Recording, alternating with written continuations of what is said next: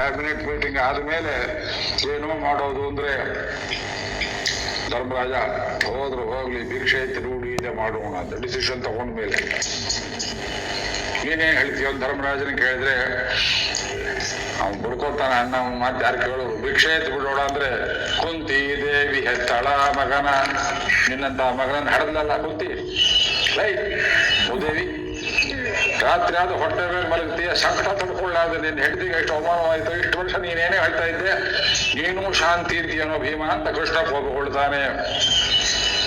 ಅರ್ಜುನ ನಕುಲ ಸಹದೇವರು ನಾವೇನು ಹೇಳೋದಿಲ್ಲ, ನಿನ್ನ ಅಭಿಪ್ರಾಯವೇ ನಮ್ಮ ಅಭಿಪ್ರಾಯ ಅಂದ್ರು.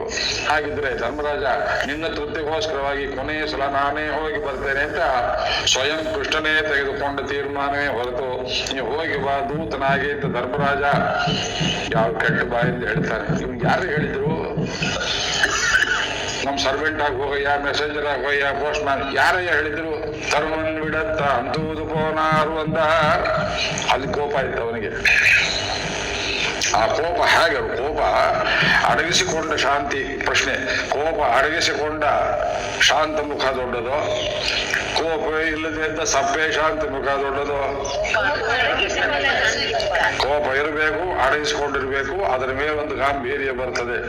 ಒಳಗೆ ಹೋಗಿ ಕನ್ನಡಿ ನೋಡ್ಕೊಳ್ಳಿ, ಪ್ರಯತ್ನ ಮಾಡಿ ನೋಡಿ. ಕೋಪ ಇರಬೇಕು, ಅಡಗಿಸಿರಬೇಕು. ಆ ಶಾಂತ ಅದ ಹಾಗೆ ಸಮುದ್ರದ ಶಾಂತ ಇದ್ದ ಹಾಗೆ. ಅದರ ಆಳದಲ್ಲಿ ಏನೇನಿರ್ತದೆ, ಮೇಲ್ ನೋಡಿದ್ರೆ ತೆರೆಗಳು ಹೇಗಿರ್ತದೆ, ಅದು ಗಂಭೀರ ಗಹನಂಗಭೀರಂ. ಭಗವಂತನ ಗಾಂಭೀರ್ಯ, ಆಕಾಶದ ಗಾಂಭೀರ್ಯ, ಸಮುದ್ರದ ಗಾಂಭೀರ್ಯ. ನಾನೇ ಹೋಗಿ ಬರ್ತೇನೆ, ಹೋಗಿ ಬಾ ಅಂತ ಹೇಳೋಕೆ ಬಾಯಿಲ್ಲ, ಹೋಗ್ಬೇಡ ಅಂದ್ರೆ ಅಪಶಕನ. ಅಪ್ಪಡಿಯೇ ಹೋಗಿ ಬರ್ತೀಯ ಅಂತ ಬಾಗ್ಲಲ್ಲಿ ನಿಂತಿದ್ದು ದ್ರೌಪದಿ, ಅಣ್ಣ ನೀವು ಮುಡಿ ನೋಡು, ಮುಡಿತೀನಿ ಅಂತ ಹೇಳಿದ್ದಲ್ವ, ನೀನು ಸಂಧಾನ ಅಂತೀಯ? ಕಣ್ಣು ಬಿಟ್ಟಿದ್ದ ಕೃಷ್ಣ, ಸುಮ್ಮನೆರಮ್ಮ. ಆ ಕೋಪದಲ್ಲಿ ನೋಡಿ, ಕೋಪದಲ್ಲಿ, ಶಾಂತಿಯಲ್ಲಿ, ಕಾರುಣ್ಯ, ಮೂರು ಮಿಶ್ರಭಾವ ಕೃಷ್ಣನ ಮುಖದಲ್ಲಿ. ಇವನ್ ತೃಪ್ತಿಗೋಸ್ಕರ ಹೋಗ್ತೇನಮ್ಮ, ಕೊಣಗ್ತಾ ಇದ್ದಾನ ಅವನು. ಅವರೆಲ್ಲ ಕೇಳ್ತಾರೆ ನನ್ನ ಮಾತನ್ನ, ನನಗೆ ಬೇರೆ ಅರ್ಜೆಂಟ್ ಕೆಲಸ ಇದೆ, ಕೆಲವರು ಬೇರೆ ಮೇಲೆ ಕೂತಿದ್ದಾರೆ, ಹೆಂಟೆ ಗೊದ್ದುಗಳು, ಅವ್ರ ಮನಸ್ಸನ್ನು ಮುರಿದು ಬರಿಬೇಕು, ನಾನು ಅದಕ್ಕೆ ಹೋಗ್ತಿದ್ದೇನೆ, ಸುಮ್ಮನಿರಲ್ಲ ಮಾಡ್ತೇನೆ. ಜೌಪತೆ ದಿವಾಂಶೇಲಿಯೇ ಪೃಥಿವೀ ಶಕಲೀ ಭವೇ ನಮೇ ಮೋಘಂ ವಚೋ ಭವೇತ್. ಕೃಷ್ಣೇ ನಮೇ ಮೋಘಂ ವಚೋ ಭವೇತ್. ನನ್ನ ಮಾತು ಸುಳ್ಳಾಗೋದಿಲ್ಲ. ಭೂಮಿ ಚೂರಾಗ್ಬಹುದು, ಹಿಮವಂತ ಒಡೆದು ಪುಡಿ ಆಗ್ಬಹುದು, ಸೃಷ್ಯೇ ತೋಯನಿಧಿ, ಸಮುದ್ರ ಒಣಗಿದರೂ ಒಣಗಬಹುದು. ಈ ಕೃಷ್ಣನ ಮಾತು ಸುಳ್ಳಾಗೋದಿಲ್ಲ ಕಾಣೆ ತಂಗಿ.